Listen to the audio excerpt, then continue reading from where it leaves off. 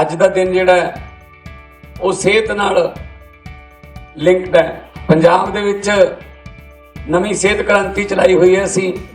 ਅੱਜ ਮੈਂ ਤੁਹਾਨੂੰ ਵਧਾਈ ਦਿੰਦਾ ਇਸ ਸਿਹਤ ਕ੍ਰਾਂਤੀ ਦਾ ਜਿਹੜਾ ਚੌਕੇ ਦੇ ਵਿੱਚ ਵੱਡਾ ਕਦਮ ਹੈ। मुख्यमंत्री भगवंत सिंह मान के नेतृत्व वाली पंजाब सरकार ने आम आदमी क्लिनिक का गठन करके ऐतिहासिक काम किया। अब तक शहरी और ग्रामीण क्षेत्रों में 881 से अधिक क्लिनिक खोले जा चुके हैं। प्रत्येक क्लिनिक में प्रतिदिन औसतन 70 से अधिक रोगियों को सेवा प्रदान की जाती है। अब तक 2 करोड़ से ज्यादा मरीजों का इलाज करवाया गया है।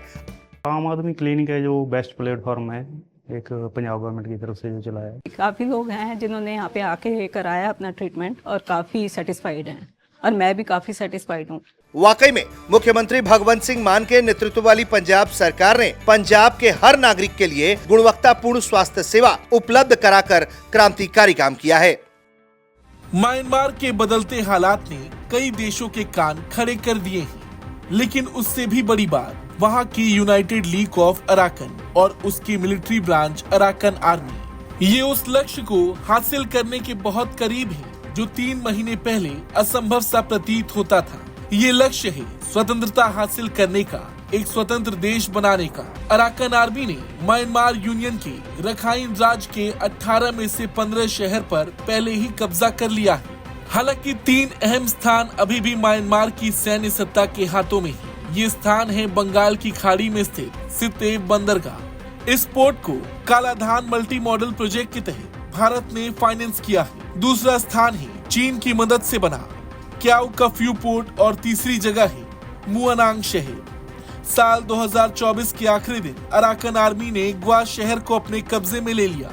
पिछले सप्ताह विद्रोही अराकन आर्मी ने अंग शहर पर कब्जा किया था। इस शहर के रणनीतिक महत्व का अंदाजा इसी बात से लगाया जा सकता है कि अन पश्चिमी मिलिट्री के क्षेत्रीय कमांड का मुख्यालय है।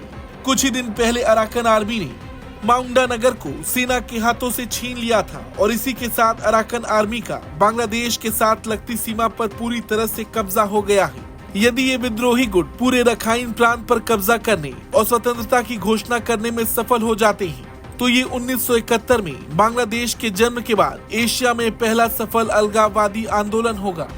रखाइन प्रांत के अधिकांश हिस्से और चीन राज्य के रणनीतिक शहर पलेतपा पर नियंत्रण स्थापित करने के बाद United league of Arakan army ने सैन्य जुटा से बात करने पर सहमति जताई है। दोनों पक्षों ने इसके लिए चीन की मौजूदगी में हुए हाईगेंग समझौते का सहारा लिया है। जनवरी 2024 में चीन की अगुवाई में हुए इस समझौते में कहा गया है कि हम हमेशा सैन्य समाधान की बजाय राजनीतिक संवाद के माध्यम से मौजूदा आंतरिक मुद्दों को हल करने के लिए तैयार रहते हैं। वहीं यूनाइटेड लीग ऑफ अराकन ने एक बयान में विदेशी राष्ट्रों को भरोसे में लेने की कोशिश की है। यूनाइटेड लीग ऑफ अराकन का ये बयान चीनी भाषा में जारी किया गया है।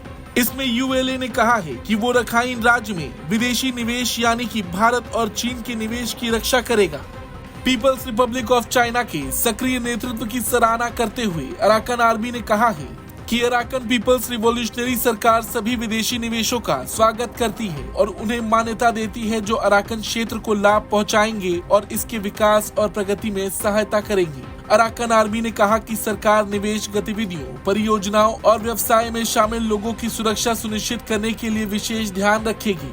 अराकन आर्मी का ये बयान इस संगठन के सीनियर सैन्य नेताओं और भारत और चीन के शीर्ष सुरक्षा अधिकारियों की गुप्त मीटिंग के बाद आया है।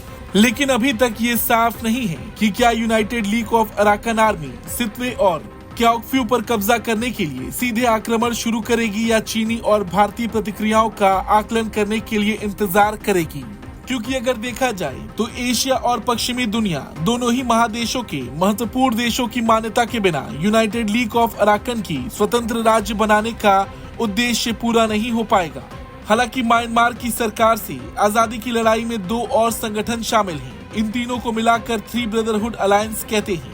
अराकन आर्मी के अलावा the Ta'ang national liberation army और Myanmar national democratic alliance army भी अब म्यांमार की मिलिट्री जुटा से राजनीतिक संवाद शुरू करने को तैयार हो गए हैं। लेकिन उन्होंने उत्तर पश्चिमी सैन्य कमान के मुख्यालय लाशियो शहर को सैन्य जुटा को वापस सौंपने से इनकार कर दिया है, जैसा कि चीन चाहता है। अगर बर्मा की सैन्य जुटा बातचीत के लिए राजी हो जाती है तो अराकन के विद्रोही तुरंत स्वतंत्रता के लिए जोर नहीं दे सकते हैं। ये आंशिक रूप से इस बात पर निर्भर करता है कि अन्य विद्रोही समूह जुटा के खिलाफ अपने सैन्य हमलों में कितने सफल होते हैं। म्यांमार स्पष्ट रूप से पूरब का नया सीरिया बनता जा रहा है, लेकिन अभी तक इसने वैश्विक स्तर पर उस तरह का ध्यान आकर्षित नहीं किया जैसी उम्मीद की जाती है। ब्यूरो रिपोर्ट, भारत तक।